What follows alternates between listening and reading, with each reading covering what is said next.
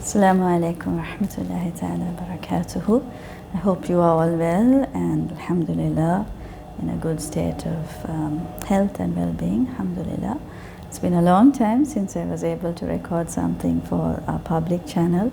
We've been very busy with many other things at Irfa'a Foundation. Alhamdulillah, notably we finished the first offering of the Ihsan 400 course. Alhamdulillah, shukr lillahi ta'ala for that. And inshallah we'll also relaunch it and offer it again. Currently we are looking at the 1st of July. So if anyone's interested, please email us about that, inshallah. But really this message I wanted to record is to welcome the 10 best days of the year. That is the first 10 days of the month of Dhul Hijjah, which has just begun actually.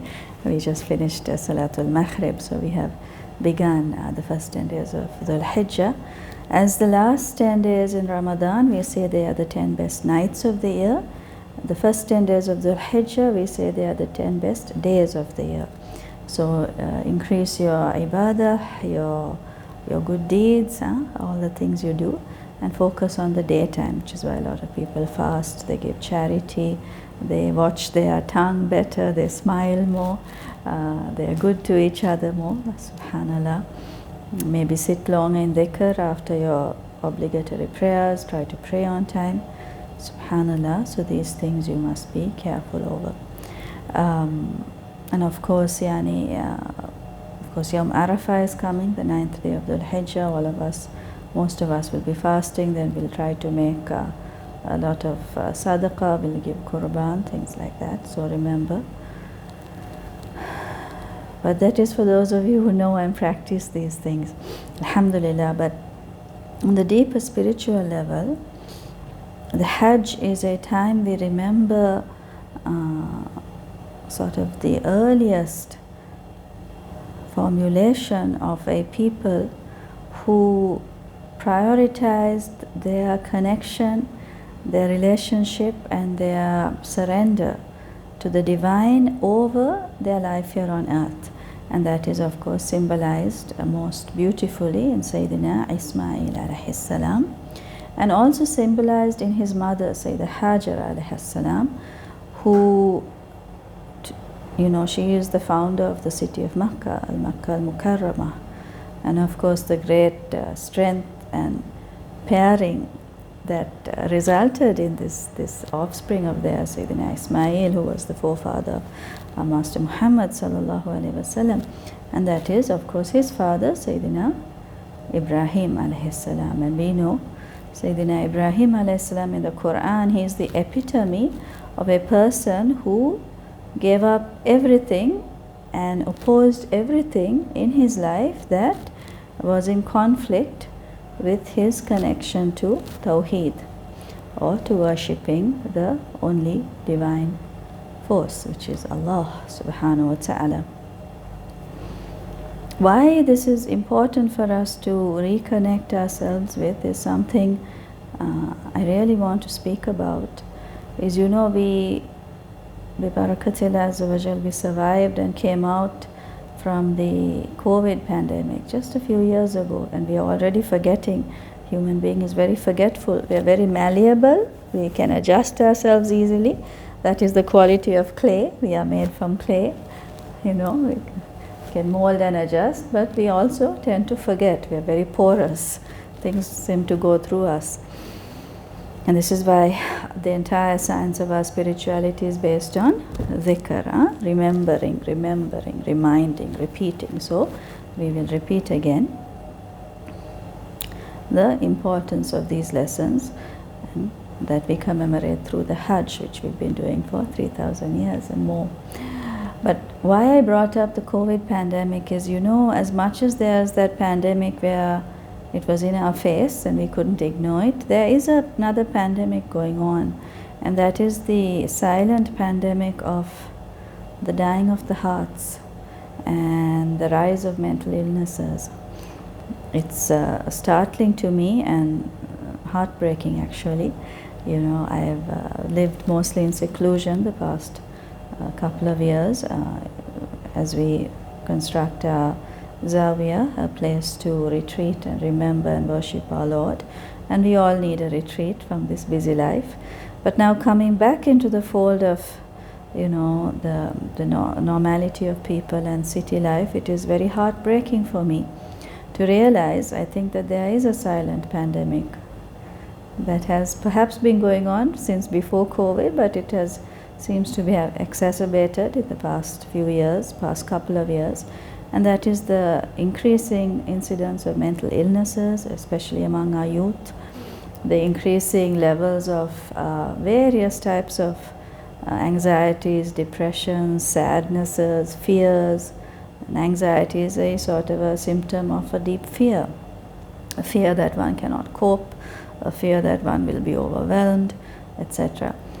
And also concomitantly, especially in Muslim societies, I heard this just yesterday, but the fact that some Muslims hear that if they have depression, they are a bad Muslim. Hasha, hardly that. Astaghfirullah al-Azim. We should not ever go into that type of labeling each other and judging each other, because firstly, we have no right to. Secondly, who is a lack of iman, they used to say traditionally, will mean that you will become weak and you will be susceptible to all of these. But the notion is that iman and Islam and Ihsan and ibadah and spiritual practices are there to heal and to help and to elevate, not to judge and to push into the ground someone who is suffering and struggling. They may be actually going into depression because of the problems they see in the Muslim world and because of the hypocrisy they witness between what they know of the deen and what is practiced sometimes in one's own family. Sometimes you might go into it because you feel you have no power of your own, you have no strength to help yourself, right? So our Quran is there, shifa from Allah to help us. Our deen is there to help us. As-salah, we pray to help us. God does not benefit from our salah, we benefit, right? Doing something good, a good deed, giving some, if it's very hot, going and you see someone working outside, giving them a bottle of cold water, Allah is not going to benefit from that, but your heart will be enlivened. So our practices, our spiritual practices, it is meant to safeguard us, to armor us, like you're wearing strong armor, to protect us from the vicissitudes of whatever travails we have to endure in our lifetime, and to remind us constantly that we are here temporarily. This is not our home. Our Lord created us and gave us and fashioned us in a reality far more beautiful than anything you can imagine, and far more real than this life is. And bi'idhnillahi ta'ala, bi barakatillah azza wa jal, if you do not let yourself down, it is where you will go back to, right? Because Allah says He will never harm you. Rabbana is not the one to hurt you. How do you hurt yourself? By not taking the help that is offered to you like this. Take it, take it, take it, take it, take it, take it. The last 10 days of Dhul Hijjah is a magnification of that. Here, take it, take it, take it, take it. The heavens will open, blessings will be raining down, enormous angels will come down to earth, angels of blessing, angels of peace, angels of mercy, angels of mawaddah, angels of hub. They will just be raining down. Go meet them. How do you meet them? Make salawat ala nabi. It will calm your heart. Get into the dhikr of Allah. If you're feeling lazy, go make wudu. Then your heart starts to open. So the angels come sit with you. Keep your surroundings clean. Be wearing nice scents. Fill your heart with positive thoughts. The angels love to be around hearts of positive thoughts. Angels don't like negativity and despair and, woe is me, sometimes we have to also be extremely honest with ourselves. Very much we tend to blame other people for things in our life that is wrong, when really all the power of rectification and the power of leaving the light in and leaving darkness going into light is within ourselves. All we have to do is call Allahu waliyul ladina amanu yukhrijahum min dhulumati ila nur. Allah is the protecting friend, the wali of those who have faith in Him. He will take them out from darkness into light. So I want to remind myself, remind all of you, remind our beautiful Irfa'a family, alhamdulillah we are growing all around the world, that these best 10 days are upon us. And this is a time when all these blessings are raining down from heaven. What would you do? Imagine if you were, I don't know, the kids do this better. Adults are somewhat stupid. We have lost our fitra. But children know. If suddenly sweets were raining down from heaven, right? There was a rain of toffees and candies and chocolates. What would all the kids do? They'll take the biggest vessel they can find and go and stand there to fill it up. For us adults, this is what's happening. In Dhul Hijjah, Allah is opening the heavens, and so much blessings are falling down. Take your bucket, go and hold, fill it up, right? So just to remind you and remind me, because the darkness I see in people's hearts, the hearts are dying. The hearts are dying due to neglect. They are being starved to death. We are not feeding our heart. Our heart feeds on connection with Allah. That is the food of the heart, connection with the divine. The heart feeds on doing good, helping people, being kind, all this because Allah allows, and Allah will then nourish the heart. And the heart feeds on humility and giving out, and the heart feeds on love of Muhammad sallallahu alaihi wasallam. So increase your salawat ala nabi, increase your dhikr of Allah, increase your taqwa. This is the food of the heart. So if you neglect that heart for years and years and years and years, it will starve to death. It will starve to death. Some people's hearts they are so malnourished they can't get out of bed. Some people's hearts, unfortunately, they are full of, they have been injured. Most hearts have been injured. If someone has attacked the heart, someone has broken the heart, someone has hurt the heart, and then if somebody comes and, if you're walking on the street and you trip and fall and you break your ankle, you go to the doctor, you fix it. But sometimes things can happen like that to your heart and you have neglected to fix it. So then what happens? That bone will never set again, and the broken ankle will lead to a broken knee, and then you can't walk, and more other things will go wrong, and so forth. You might poison yourself, gangrene will set in, etc. The heart is like that. So you need to know, how do you fix the heart? It's in the Quran, it's in our tradition, it's in our spirituality. You must have strong regimens of dhikr in the morning and in the evening. When you sit with Allah, tahajjud time, you sit with Allah, maghrib time. Whatever injury you had in the day to your heart, it is fixed. You may not know, but it is fixed. Subhanallah. So you have hearts that are injured. There's another way you can injure your heart, by attacking other people without cause. And then you are doing a great injustice to your heart that Allah created, so the heart becomes crushed by your own wrongdoing. Rabbana zalamna anfusana. Remember the dua, Sayyidina Adam, Sayyidah Hawa said, Rabbana zalamna anfusana. We have oppressed ourselves by disobeying you.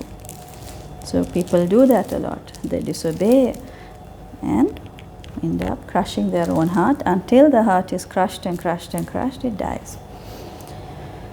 When the heart is dead, many, many other things go wrong in the body. Another problem is we are bombarding our brain with things the brain cannot handle, and the heart cannot control the brain anymore. So the brain becomes overwhelmed.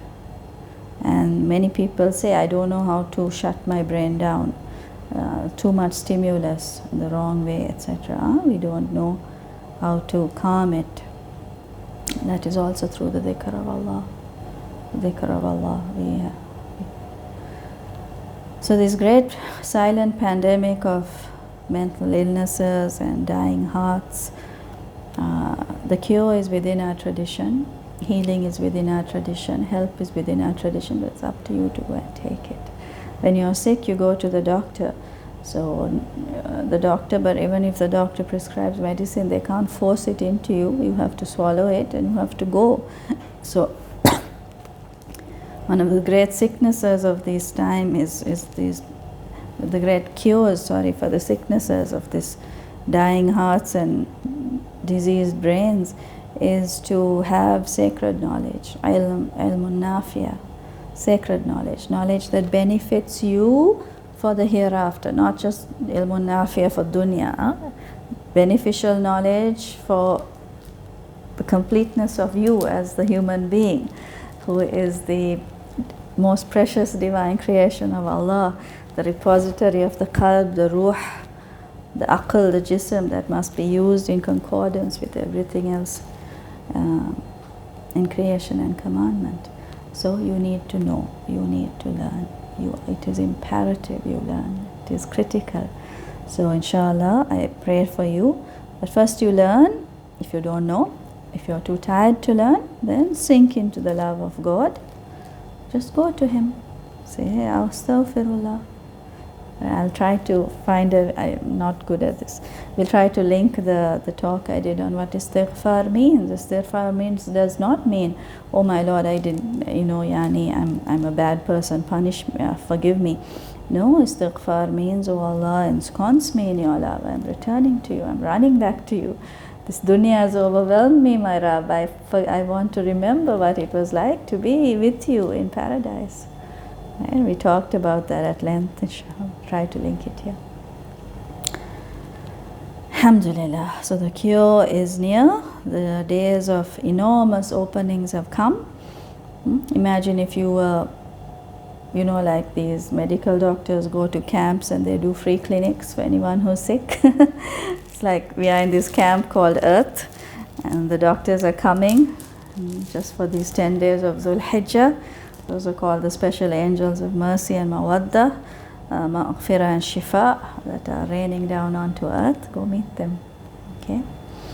Alhamdulillah. So pray for me in these last 10 days. Pray for the Hujjaj that their Hajj will be accepted and good and easy and blessed, and they won't wrong anyone in the blessed Haramain Sharifain. Pray for Irfa'a, please. We have so much work ahead of us to do. We are in need of your dua. My dua is with all of you.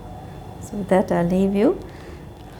As always, we remember the great gifts given to our mother, Sayyidah Khadijat al-Kubra, wa Sayyidah Maryam al-Siddiqa, wa Sayyidah Fatima al-Zahra, wa Sayyidah Akhsi al-Mukhlisa. We ask Allah to bless and elevate them for all that they did for humanity, and also Sayyidah Hajara, wa Sayyidi Adam, wa Sayyidi Ibrahim, and Sayyidi Ismail, alayhum salam. We remember them especially in this time. We ask Allah to elevate them and bless them and increase His love and mercy and light upon them, and increase it upon us also likewise. We ask Allah to continue to take us closer and closer to Him, so that every day and night we spend here on earth is a witness for us and not against us. Allahumma salli wa sallim ala Sayyidina wa Habibina wa Shafi'ina wa Maulana Muhammadin wa ala alihi wa sahbihi wa sallim tasliman kathira. Subhana rabbika rabbil izzati amma yasifun wa salamun ala al-mursalin. Alhamdulillahi rabbil alamin. Al-Fatiha.